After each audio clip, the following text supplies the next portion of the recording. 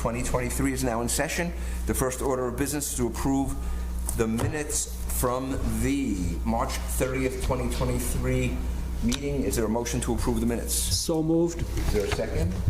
I'll second. Any modifications, discussion? All in favor say aye. Aye. Okay, we're unanimous on that.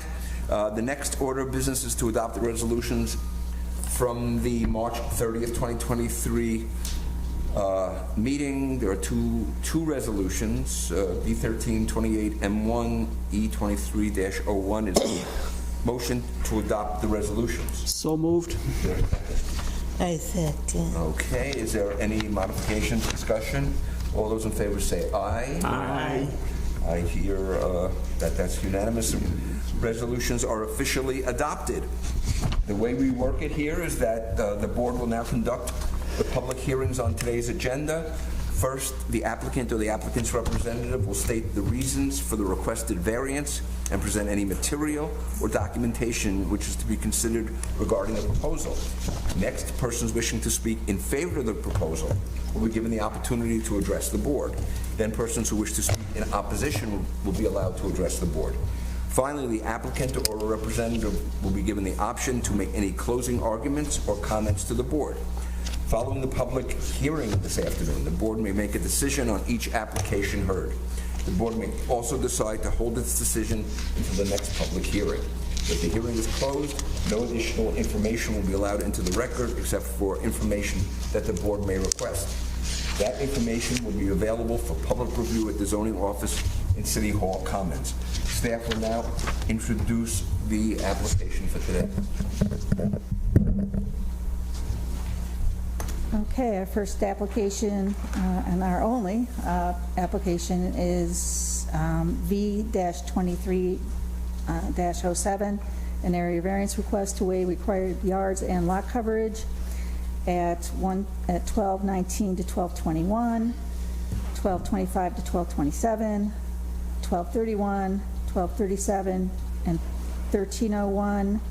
1311, 1317, and 1323 East Genesee Street, and 208, 210, 212 to 214, and 224 Ashworth Place, and 316 Pine Street.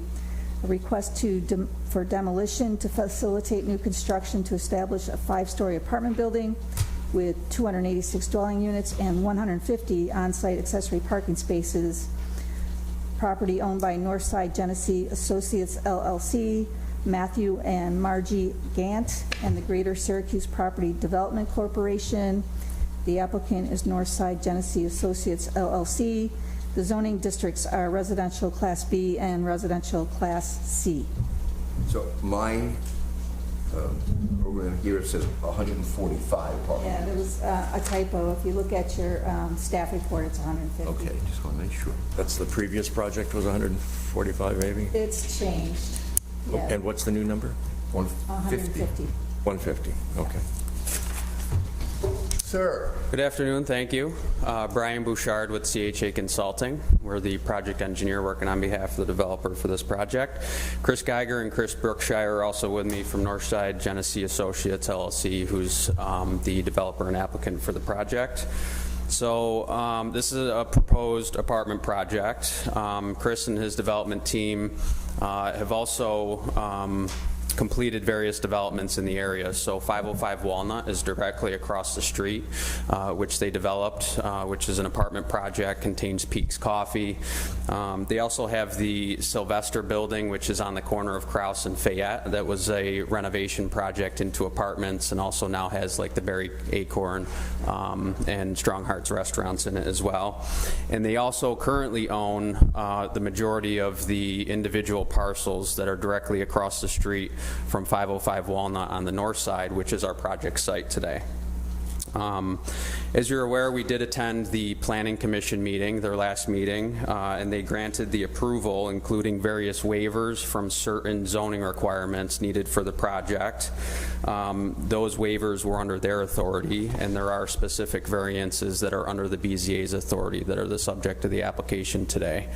The Planning Commission also did issue the negative declaration for seeker, finding that there would be no significant impacts to the surroundings for this project, which has already been completed by the Planning Commission. So although we know that, you know, the variances today are a narrow focus for the BZA, what I'll do is just start by generically describing the project to orient you, and then I'll go through the specific variances that we're requesting. So the project site is bounded by Genesee Street to our south. We have Ashworth to our north.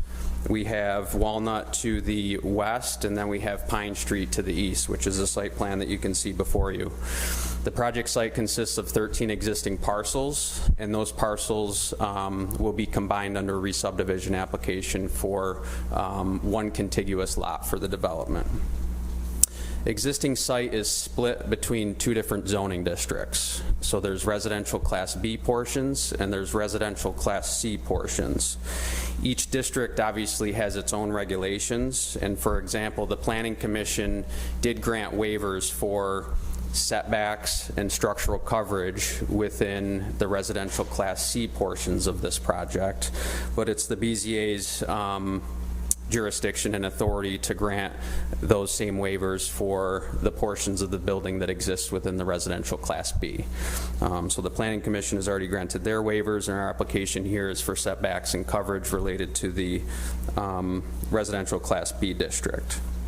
As we talk about this, we were careful to design the project in a way that has contemplated what the future vision of this area is, not only with recent developments that have been approved with 505 Walnut and some of the other ones that are closer to the business district a few blocks away, but understanding what the future zoning requirements will be under a potential rezone Syracuse ordinance, so that as this project is developed, it matches what its surroundings will feel like. Specifics of the project. So this is a market rate apartment project, but it will include a mixed income or workforce housing component. This is not required of us, but we understand that in the new zoning requirements that may be coming forward with rezone, it will be a requirement. So we wanted to honor that that request under the new district as well. And we are working with SIDA to determine those exact percentages and how that workforce housing component will be incorporated into the project. Generally describing it, it's a 5-story apartment building with a basement level parking garage. So all the parking garage is contained within the structure, or all the parking spaces are contained within the structure. Data for it, 286 units, as Lisa mentioned, which is a mix of studios, 1 and 2 bedroom units. The garage has 143 spaces, and there's 7 surface parking spaces on the driveway off of Pine Street for a total of 150. When you look at the East Genesee frontage of the building, which is our primary frontage, we would be taking away numerous individual curb cuts that currently break up that streetscape and that sidewalk. And what we will be doing is creating a more consistent pedestrian pathway along Genesee Street, which has a very wide right-of-way. As we talk about our setback variance that we have, understanding that the curb line is still a significant distance from the property line, and that there's a lot of opportunity with the right-of-way width that we have here, which is much wider than normal streets, to create a more consistent pedestrian corridor with landscaping, street trees, and sidewalk connections, even to the individual units that we have on the ground floor there. Ashworth Place will be the entrance to the parking garage. So the site on Genesee is much higher than Ashworth, so the parking garage is a basement level parking garage, but you would be able to drive in off of Ashworth into that parking garage. Because the parking garage is essentially at grade on Ashworth, we have created a row of residential units that are in front of the garage, so that when you're looking at the building, it still looks like a residential building, and there's not just the blank first floor of a parking garage that you may see with some of the other projects that are in the area. So it maintains the residential feel along Ashworth, but still provides garage access to the interior parking that we have. The main entrance to the building is on the southwest corner, which faces the connective corridor and Walnut. So that's the main pedestrian entrance. It'll have a plaza-style entrance. It'll have the amenity space and leasing office contained within that corner of the building.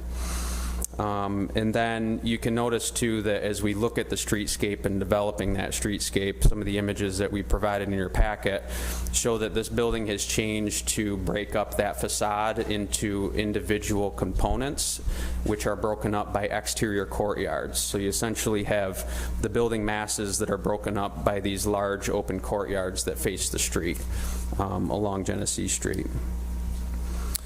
We did meet with the East Genesee Regent Association, which is the group of businesses down on the Genesee Street Business Corridor, and have their support of the project. We've also met with the fire department in terms of where they would approach and fight a fire from, which is the primary frontage along Genesee Street. So again, as we talk about the specific variants, understanding that fire department access is important and proximity for that building to the street is also important based on our discussions with the fire department. We have this project is also, just to orient you to some of the initiatives within the city of Syracuse, this project is located within the neighborhood revitalization strategy area, which is important in essentially identifying existing housing, the quality of that housing, and the code compliance for that existing housing, which is lacking because of its age and deterioration. So this project very much fits in line with that area of the city that is trying to provide for more modern housing and different housing types. We have also provided to staff, and I have a copy with me if you would like a copy, support letters from Latoya Allen, the 4th District Councilor, Pat Hogan, the 2nd District Councilor, Jimmy Monto, the 5th District Councilor, along with the Land Bank and the East Genesee Regents Association, who have all looked at the project and support it. So with respect to the specific variances that we're requesting, as mentioned, the existing site is split between different areas having residential B and residential C zoning, which each have their own rules. The specific variances that we are requesting are the front yard setback along Genesee Street. That would typically, under the existing zoning regulations, require a 10-foot setback along Genesee Street, and we're providing a 2-foot setback. Justification for this is obviously that as we look forward into the future zoning requirements, there is no setback requirement for front yards, and in fact, the MX2 district would require the building to be positioned on the street to enhance the streetscape and pedestrian activity along that area, so we're trying to match that. And then beyond that, we also talked about the need for the fire department to have access within close proximity to the curb line to that building, which we also provide with that 2-foot setback we're requesting. The front yard on Ashworth is the other front yard setback that we're requesting. This requires 10 feet, and you can see that there is an appendage of the building on the westerly side that does encroach up to 4 feet in the RB portion of that property. So we're asking for 4 feet where 10 feet's required, but you can also see that the majority of the building is set back greater than 20 feet from that street. So it's a very small portion that we're requesting that front yard setback for.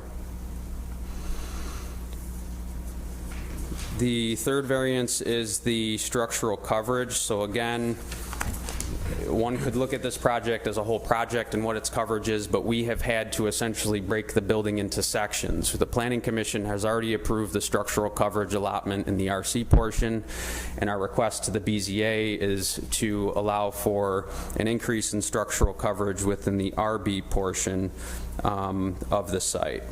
The requirement in the RB portion of the district is 40% structural coverage. Our request is for 83% structural coverage. And you can imagine too in that the future zoning, 90% is required. So we're still within the tolerance for what the future vision of the area is. And beyond that, for justification, the code as it's written allows for structural coverage, and it also allows for parking surface coverage. So it's 40% and 40%. The purpose of coverage is to identify an impervious area of the site that's allowed to be covered by both parking and structure. In our case, we've provided all of the parking inside the structure, so we're at 83%, which is a very small request compared to a total lot coverage that would be allowed under the district of 80%. And again, it's consistent with some of the other projects that we've seen in the area in terms of the changes in some of the coverages and setbacks that we've seen with some of those more recent projects as well. Other than that, within our application materials, we did provide the standards of proof and those balancing tests that describe, the future vision of this area and how we comply to it. We also understand, as I mentioned, that in terms of significance and impacts that the seeker determination has already been made. So things, when you talk about just the generalities of the project in terms of its character within the area and things have already been determined by the Planning Commission.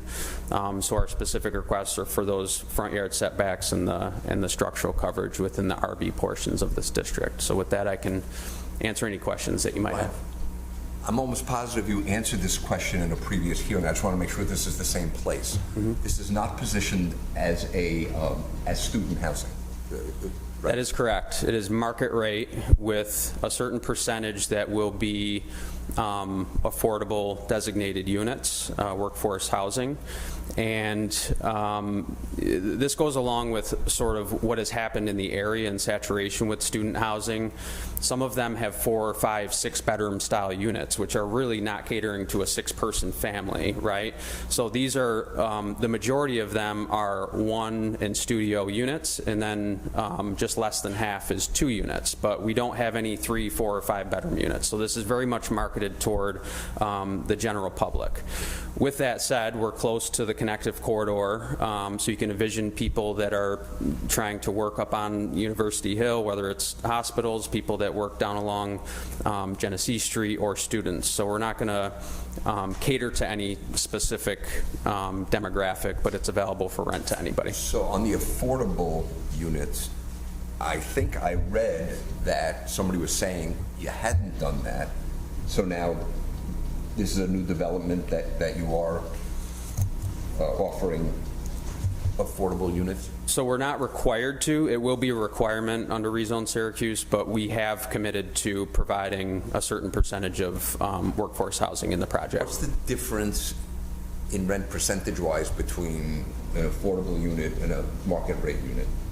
So it has to do with your income level and the percentage of your income that's applied to your living expenses, right? So it could change for anybody depending on their income level. Yeah, I think I said that right? Right, yeah. So 12% of the units, but that individual is, it's based on their income and what they would pay for that, yeah, 80% AMI. Can you tell us where there's entrance to the building from the first floor? Are there any places where you can walk directly into your apartment on the first floor? Yes. So the general entrance for anybody to enter the lobby, leasing area, amenity space is on the corner where there's the larger plaza area here. Then we have individual sidewalk connections that go to each unit on that first floor. So that wouldn't be a public entrance where you could get to an elevator, but it would be a sidewalk connection that presents itself to the front door of that residential unit. So it kind of mimics what you would imagine of a streetscape for row homes or individual homes, still having like a leading sidewalk that connects you to the street so that it's more active. What do you imagine happening within those areas? Will it be picnic tables? Will there be gardens? In the courtyard areas here, yeah, that are in between the buildings, so certainly like landscape, pottery, seating areas, activity areas, study areas, everything that you can imagine for like an outdoor courtyard to make it enjoyable. So it's more of a seating area type of thing. So anybody could walk in, but you're assuming it'll be used by the tenants? Yeah. You know, it will be somewhat, because it is a secure portion of the building, because you'll be able to get in and out of the residential units there, so there'll probably be key carded access to get to it. To the open area? Yes. Yeah. So that it's a fence or a gate? Correct, yeah. So it's not, so that you as a member of the public walking by just don't have the ability to go sit with residents, right? Yeah. Any retail in there? I don't think that was a recommendation in here too. So, no. I could say not at this time, because retail, commercial is not allowed in the district. There is space provided within the building that is amenity space for the residents, and our intent would be at a point in time, if the city did allow retail or commercial uses within this district, i.e. under rezone Syracuse, wherein mixed use is required, we would be able to provide some type of retail or commercial use, and the space that's designated is on the corner, which is directly across the street from that pharmacy that's there. So not at this time, though. Yeah, the pharmacy's closing. Yeah, right. It seemed like a great place for a pharmacy now, Yeah. so I'm curious to see what happens with it. But across the street, I might not have it, I don't know, it's direct, you know, the Walnut big development has a big coffee shop Correct. in it, and the one down the block in Syracuse Stage does as well. So what's the difference in zoning? Because you said... Business. Yeah, okay. So Yeah. both of them are on the wall? The one down closer to Kraus that we had discussed not too long ago, late last year, is in, I think, business class A district. So apartments are an allowable use along with various commercial uses as well. Because this is solely residential C and B, commercial uses aren't allowed today, but under mixed use 2 or mixed use 4 that's on Ashworth, commercial uses would be allowed. So you're holding out and you have the space? Correct. So if there's a commercial, where would it be located? On the street corner? Just that one? Yep. And the other one is the lobby, is that? Correct. So general resident lobby, right, seating areas, leasing office, amenity space, things like that. Will there be an exercise room, that sort of Yes, absolutely, yeah. thing? Where would that be? It is in this general corner of the building as well. So it's all kind of, the remainder of the heart of the building is corridor with units, and it's this corner that has those amenities such as, you know, yoga rooms and study hall rooms and places where you can come with your computer to do work at home type of things, you know, Zoom meetings and things like that if you're working. So it would all be in that front corner there. Okay, staff had a number of things they wanted to bring up. You probably talked with staff about it, but I think it would be a good idea to touch base with some of these things. Yes. We talked about affordable housing. You're negotiating that with SIDA. First floor entry spaces we talked about. Publicly accessible retail spaces. Let's see, landscaping in the front courtyard. What have you changed those plans? We had, so I believe you're looking at the staff review comments, correct? So we received a number of those, and we also have individualized comments from folks like the city arborist, Steve Harris. We actually had a meeting with the entire staff group to specifically go through those comments and how they could be incorporated into the plan last week. So we are working with Steve to develop the finalized landscape plan, but to just describe it generally, what you see here in terms of the sidewalk connection will be slightly wider because there's comments about having a wider sidewalk. 6 feet? Correct, yep, and then having enough snow shelf. So we have we take no issue with those comments, and I think as we develop that landscape plan, essentially all of the area that you see in front of the building will be landscaped or lawned area, except for those sidewalk connections to the units.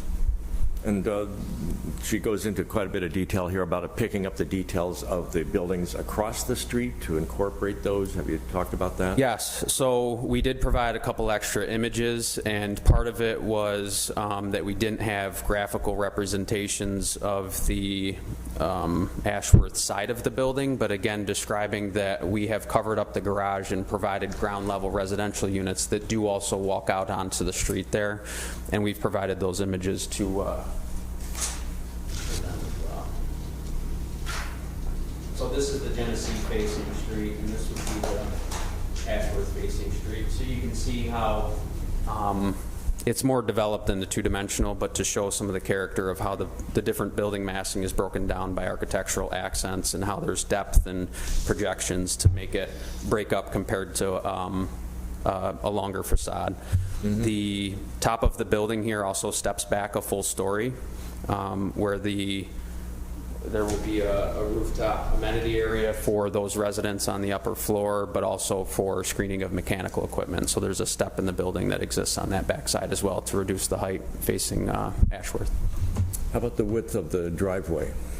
The width of the driveway we can accommodate. That was City Transportation Planner Neil Burke's comments to ensure that it has less width, so essentially a 24-foot width, which is fine for our garage entrance, and we can accommodate that. I think part of what he was talking about too was essentially taking away what we have is 2 parallel sidewalks and just bringing these sidewalks directly to the street as we've done with the front, and we're making that change as well. Okay. Bollards to prevent people from parking illegally?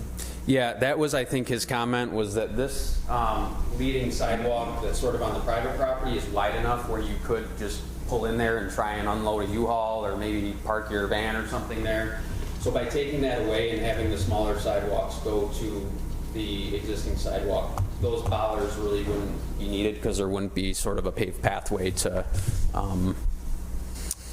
sort of allow, if you wanted to, pulling down that sidewalk So there. at the back, there are direct doors into apartments as well? Correct, yes. In each of those little sidewalks? You got That's it. one. Yep. Okay.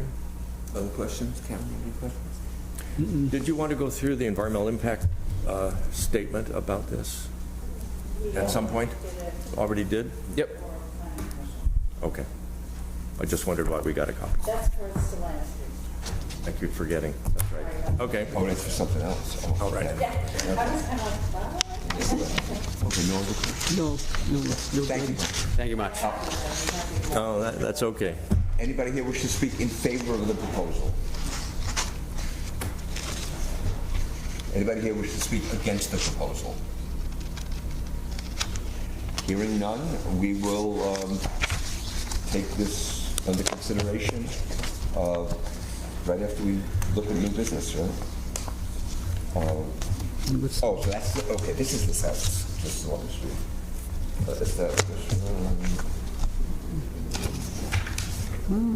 We haven't talked about this at all yet. This is brand new. You want to go ahead and deliberate on this? Yeah, then they can leave. You can- Either way, okay, then you can leave. Okay. Is there anyone here from South Salina Project? Aren't we? Yeah, but that's not a public hearing, it's just new business item. Right, okay. Maybe they can finish up. Okay. Yeah, that's fine, that's fine. So, I would suggest that with respect to the conditions that you just went through, that staff noted in the staff comments that you may want to, assuming you approve the requested variances, you may want to condition them on compliance with each department's comments as stated or committed to by the applicant during this meeting, and to the extent practicable as determined by staff upon further negotiations, something like that. They're already working on all of it, but you want to memorialize that. Right.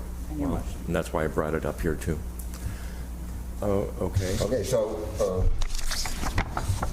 I'm not reading the whole thing again. Residential Class AAV-2307, is there a motion on the variances?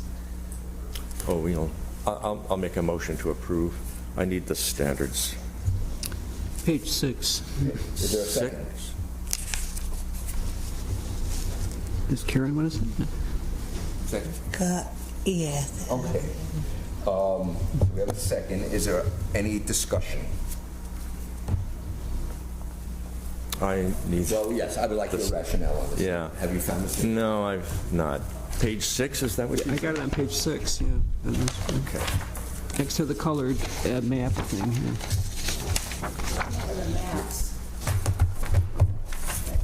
Okay. And this is an area variance. A So that, bunch of them. yeah. Will there be a change to the neighborhood character? There will be, and they have gone out of their way to try to make it conform to the mansions designation that originally was planned for this area. I think the project has gone a long way to address the issues that we were concerned about the last time they came before us, and we turned them down. Are there alternate solutions available so that the variance is not needed? Not if it's going to meet the size and capacity of this project. And as we keep talking about, it does match the standards set by rezone Syracuse, which seems to be close to passage these days. The magnitude of the variance being requested is significant under the current zoning, but not significant under, again, rezone. And is not going to be detrimental to the neighborhood. Again, it's like the 505 across the street, which has already been approved and built. Will there be an adverse effect on the surrounding neighborhood if this variance is approved? I would say no. It's in many ways going to improve some of the abandoned and deteriorating buildings that are in its path now. Is this a self-created difficulty? It is not. They acquire these properties and have to deal with the site and the properties, and they've had to deal with 2 different zoning codes as well to get the project through, and they've done what they've had to do. Anything else? No, I'm fine. No? And I'd like to incorporate that long statement that you'd made before I made my motion. Do you want me to make it again? Could you? So you're moving to approve all of the proposed variances, condition on compliance with each department's comments as stated by the applicant in this meeting, and further, to the extent practicable, for those items that they continue to discuss with staff, determined by staff and the zoning administrator. What she said, right? Is that where you're at, Mike? It is. Okay. Call question. All those in favor of approving the variances, say aye. Aye. No no's? You're all set. Thank you. Thank you very much. Very good. Okay, so new business. Where is it? Oh, we're back at the Salina Street, That's Castle Building. the Castle, yeah. To establish a restaurant and event space with accessory parking.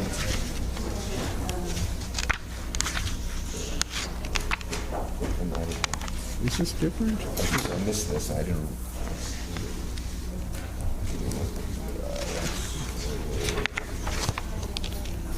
So what's changed about this? On page 67? No. where- Yeah, I'm looking at page 85, but it's in that realm. So nothing has changed, we just need to work through seeker now. Oh, okay, so, And that is in front of you. Oh, So we're going to start using more formal procedure with seeker, in particular for all actions, but in particular for type 1, we're going to walk through the part 2. The applicant did include a long form in the packet, and I assume you're all familiar with that. You've reviewed that long form, part 1 in the packet? Mm-hmm. Okay, and before you, you have the long form, part 2, and staff has filled this out in consultation with law, and I'll draw your, unless you have a disagreement, I'll draw your attention to the items that staff indicated might have an impact. So those would be items on the long form in front of you. 13. Upon deeper discussion and review, staff determined that 10, all of the 10 items, comes first. number 10, impact, oh, I'm sorry, not 13, impact on historic and archaeological resources, that all of the items A through E listed on the long seeker form would be no impact or a small impact. If you think differently, please, let's have that discussion now. If not, we can move on. okay, so I'm not sure I understand. Why does it say yes if it's no or small impact? Okay, so the way the form works is that it's topical. So here we say, is there going to be an impact on historic and archaeological resources? This is a building that is on the National Register. So yes, there will be an impact. Now you're going to determine, based on these items below, the significance or the scale of that impact. And so in each case, staff and I discussed the nature, and there's other seeker resources that elucidate these items more deeply, but we determined that the impacts that would occur, because there will be impacts, would be either insignificant or very small. Okay? They're not tearing the structure down, they're Sticking with the historic requirements? yes. For the most part? And or all? actually, you'll see in your packet that this has been through Landmark already, And also that SHPA, the state agency charged with historic preservation, also doesn't have any issue with the project. They had a few comments that are in your packet. So we determined that there were no significant impacts because all of the subject matter experts have already spoken. SHPO said as long as they don't block the stained glass windows, which But they're gone. They're gone. That was the only Yeah. issue, yeah, with SHPA was, yeah, and it doesn't look like they're blocking where the window had been either. right. Not that it matters because they're long gone. And if they're going for tax credits, they're going to go into the details of everything. Exactly. And SHPO commented on that too, that there would be deeper and further review if they go for any federal funding, but that's not really, they're covering it. It's not part of the. So do we have to vote on each one with the No, yeses? no, you just tell me that you agree or disagree and we move on. Okay. If you agree with the staff conclusions as to item number 10, we move on to the next item. I agree for I the agree. I'll agree, yeah. Okay, the next one is impact on transportation. Yes, it's a restaurant, but it's an event center, but it's small, so there is an impact. But again, the scale of impact is either no impact or small impact. And if you look at the items under A through E, it's not going to degrade existing transit action. We don't need to, it's not going to exceed capacity of this existing road network. It's not going to have paved parking for 500 or more vehicles. These are big transportation impacts. But since it's going to have parking and stuff, we mark yes, but they're not significant impacts in our estimation, but that's for you to decide ultimately. I agree with number 13. Yeah, I'm fine. I'll agree. Yeah. Okay. And number 15, impact on noise, odor, and light. They are going to have live music, so we said yes, but there is no local noise regulation, so A is not relevant or it's not an impact. And the music that they do have will be contained inside, and there's not going to be blasting and no odors. So again, we determined that these were of, and the light shining won't happen on adjoining property. So we determined no on, I have a comment on that. Well, you didn't, you So you skipped missed D and D E. and on. yeah, I just said that no light shining on the adjoining properties, and the sky glow brighter than existing area conditions, and staff has reviewed that as part of the plan review. So you're saying that, if I understand this correctly, there are no local noise regulations, and my impression from my days in the neighborhood, which is how I got here in the first place, was that the noise regulation is that the noise shouldn't be There's a noise ordinance. Right. loud enough to bother the people Right, next door. right. And I recall, and I'm probably okay with this, but just for the record, they came in and said, we're getting the biggest acts in the world. We're going to do that. We'll see. But that, if they want, I forgot, but they even said like a Stevie Wonder, or somebody like that.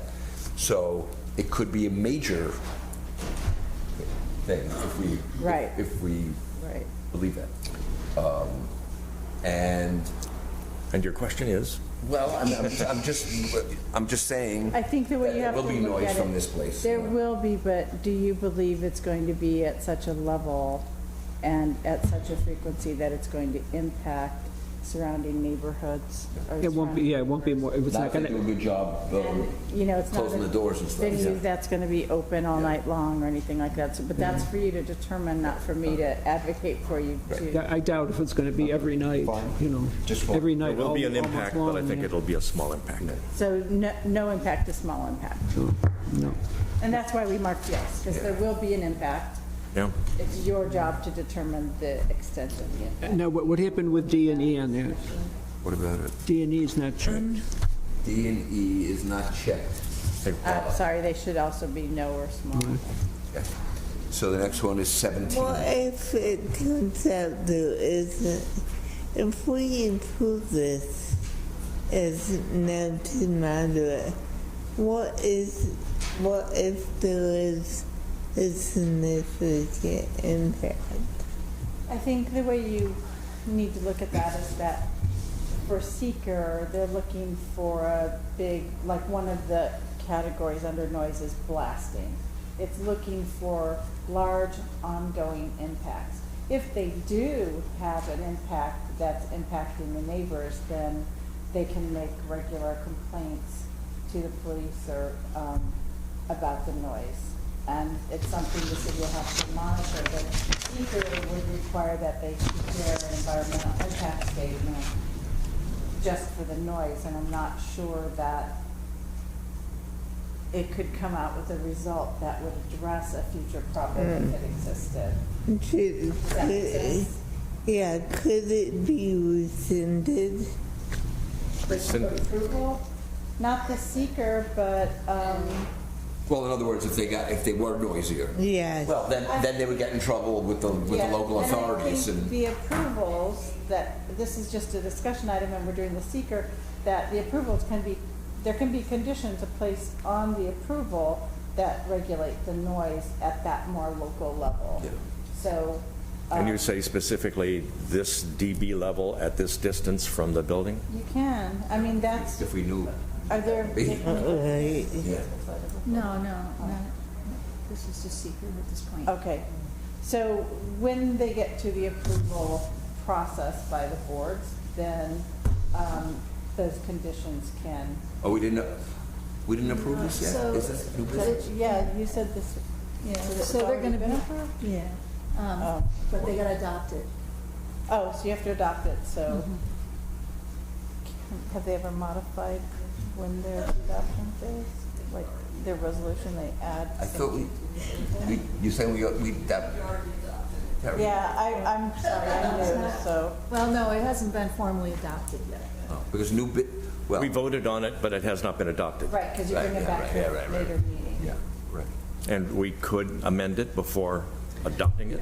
Well, I mean, But we don't know what we're amending. I don't know what that's about. Well, you know, my feeling would be if we wanted to say something about it, we'd say that you know, noise from the facility doesn't have an impact on neighbors, that they can't, you know, with their windows open, they're not going to be bombarded with sound, and that's on I'll check. record. But I will check that for you. Okay.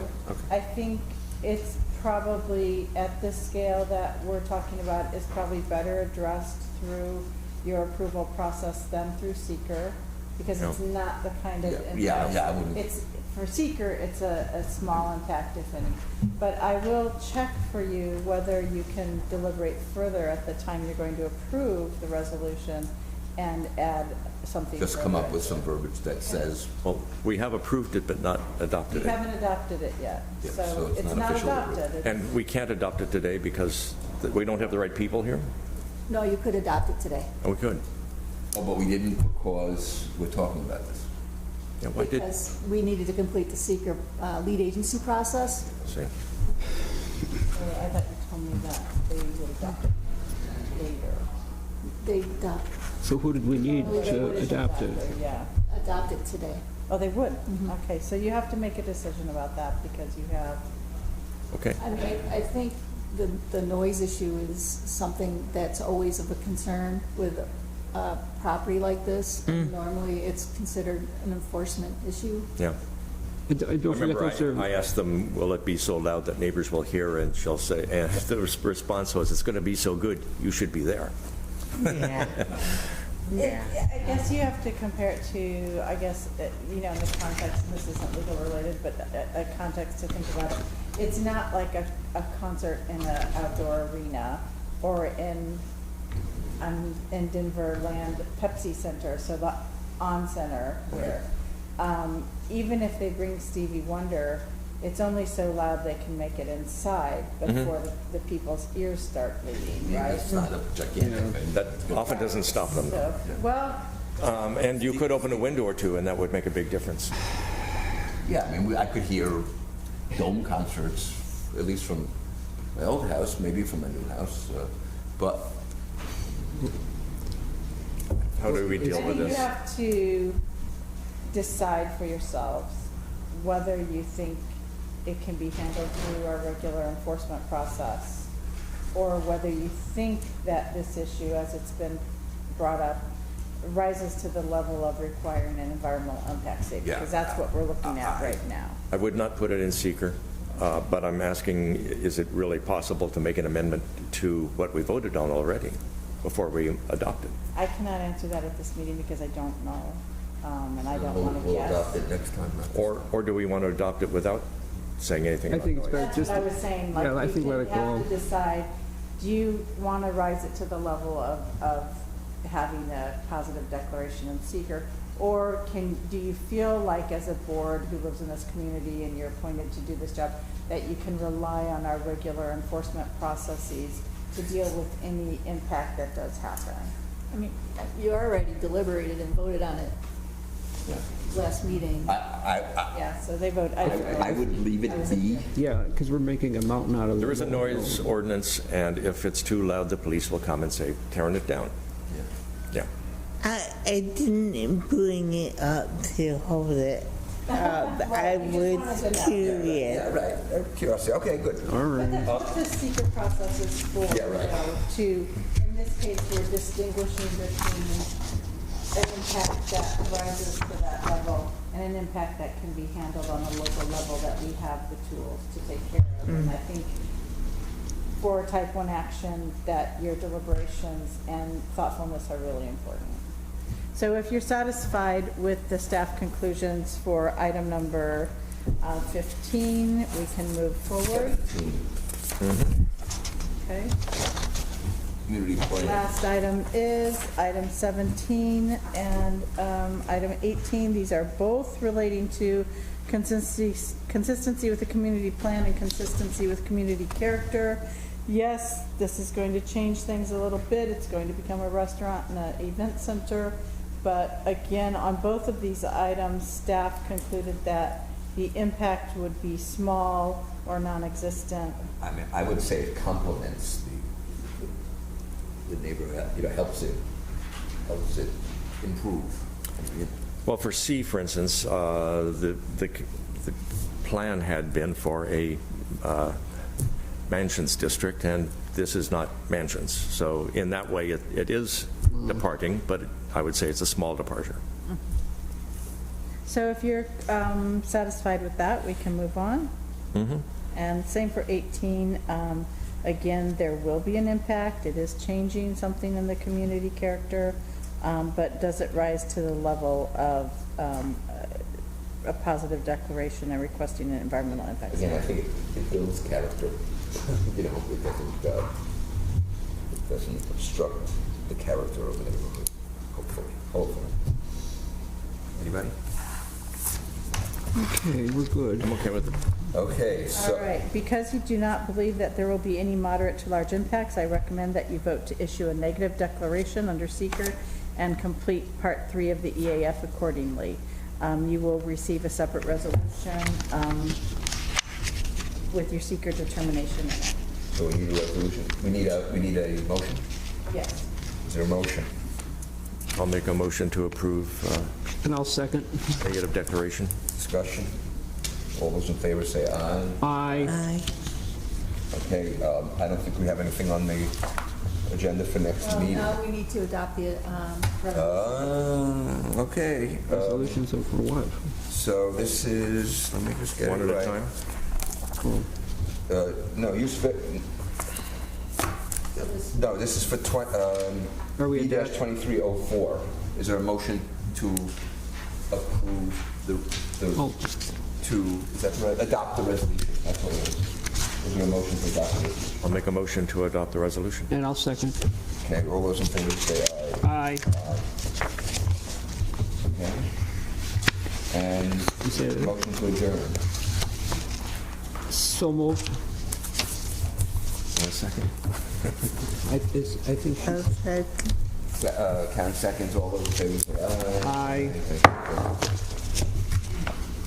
Lisa, here's my